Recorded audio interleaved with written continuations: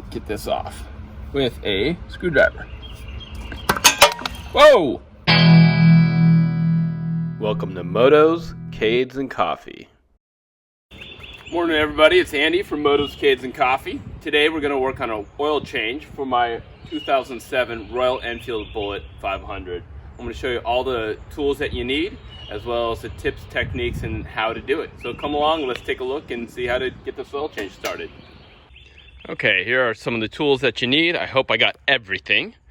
You're going to need a 19 millimeter wrench or socket of some sort. You need a 13 millimeter wrench or socket of some sort. These are both the same, I'm just not sure exactly which one I want. You'll need a drain pan. You need some funnels. I have a magnet, which you'll see, and a screwdriver I'm not sure if I'll use. You need your 20 weight 50 motor oil, a Royal Enfield filter, part number, this is kind of hard to find, but it's part number 888414.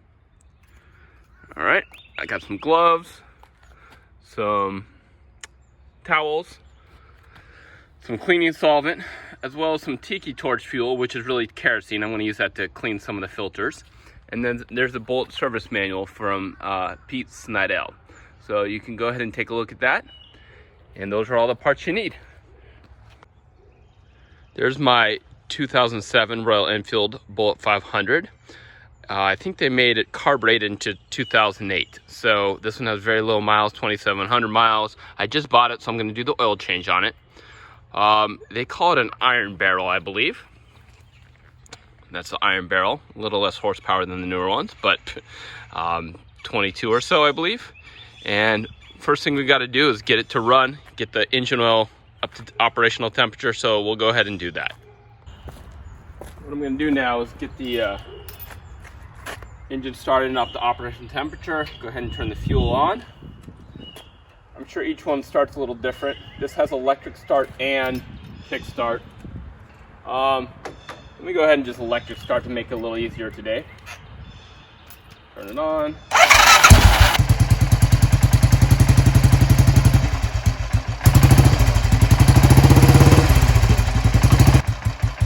I'm just going to let it run for a little bit. You could ride it around. That's the best way to get it up to operational temperature. But I'm just going to let it run. Now that I got the oil nice and hot, I'm going to go ahead and drain it. There's a couple filter screens and a main sump. This model, the 2007, I only believe has 3 filters, or 2 filters. You got the first one filter, I think that's the second filter, and that's the sump. So how you're supposed to do it in order is first, second, third.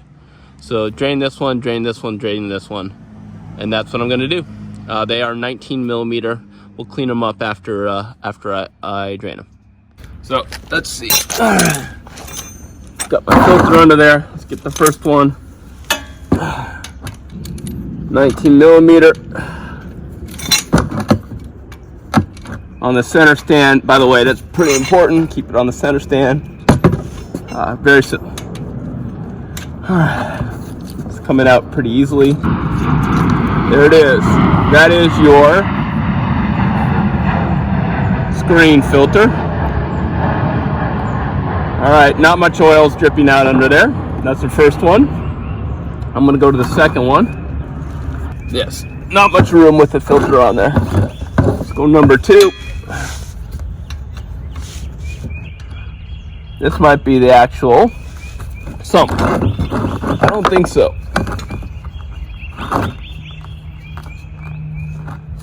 Undo it by hand now. Yep. Okay, that is the filter screen, but look at it is draining quite heavily. And we'll get the third one here in a second. This one's a little harder to get to, but it's okay. Oh, get my 19 millimeter. There we go.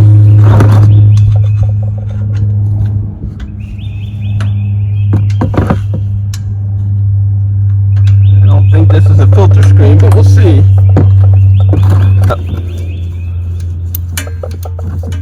Alright, should turn by hand. Barely.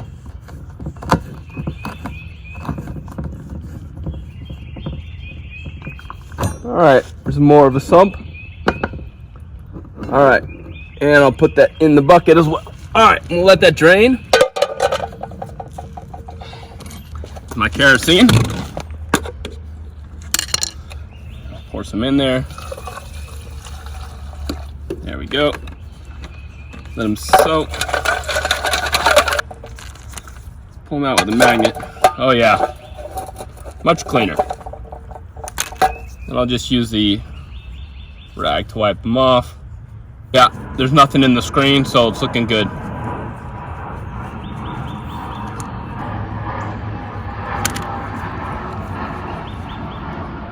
And there's the other one.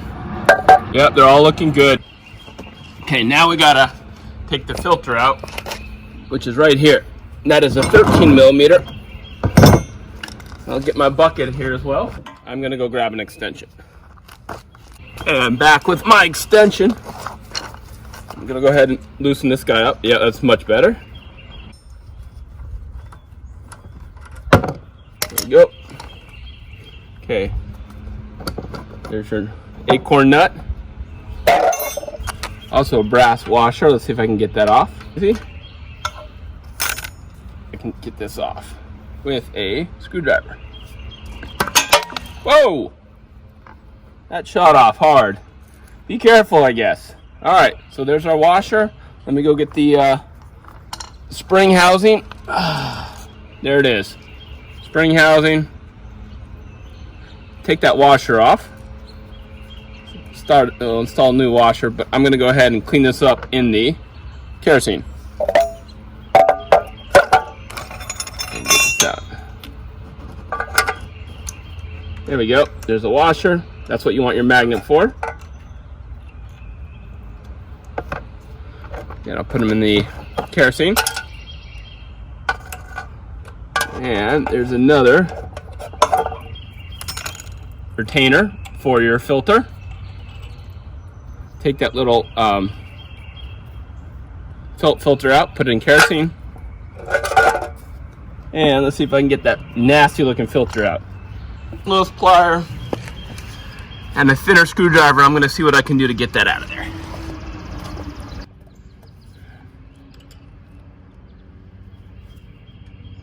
There we go.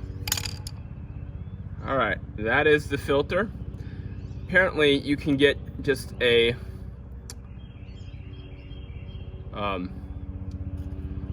you can just rinse it off in kerosene apparently, or get a new felt filter, but I got a new one, so I'm gonna install that next.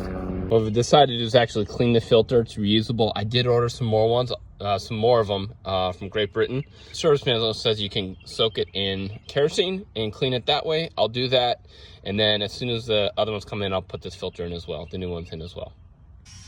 All right, another tip that I've heard and that I'm using and trying is after soaking the filter in gasoline, I'm actually soaking it in kerosene now. That makes it get rid of all the particles even better. You can see it's so much cleaner, and recycling everything. So I'm not gonna spill it, gonna recycle it and reuse it, and then wait for the new filter to come in. Nice sunny day. I'm gonna let those guys dry, and then I'm gonna reinstall the filters. All right, now I'm just gonna reinstall everything. I'm gonna use some of the oil from underneath the engine to kind of lubricate these. So I'm just gonna hand tighten them. There's the sump. Screen filter, a little oil. Yep. And last screen filter. Now I can get that out of the way.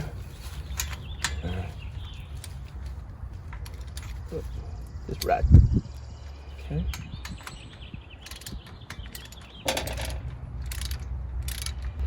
Copper crush washer, so there we go. That's about good.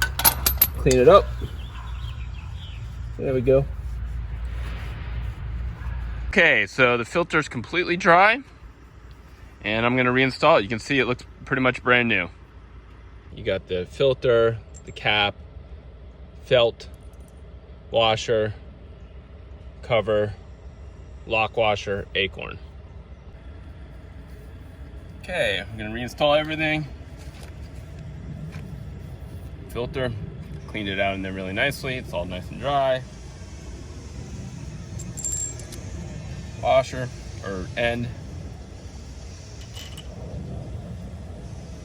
Belt.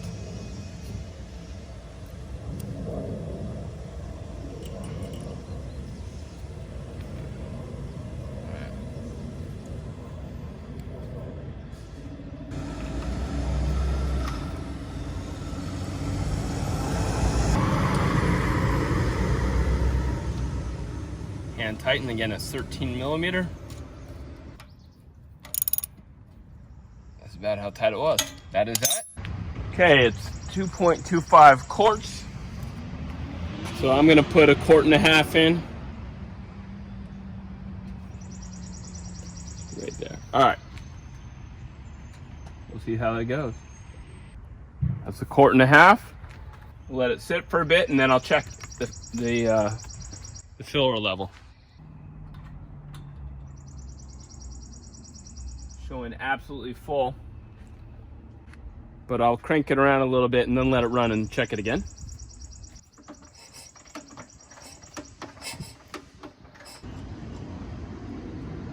Still showing full. I'll let it run and that should do it.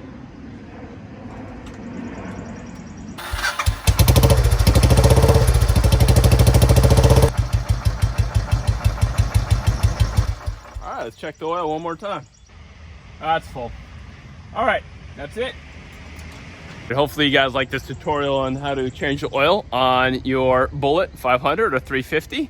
If you have any questions, let me know. Enjoy your Royal Enfield Bullet.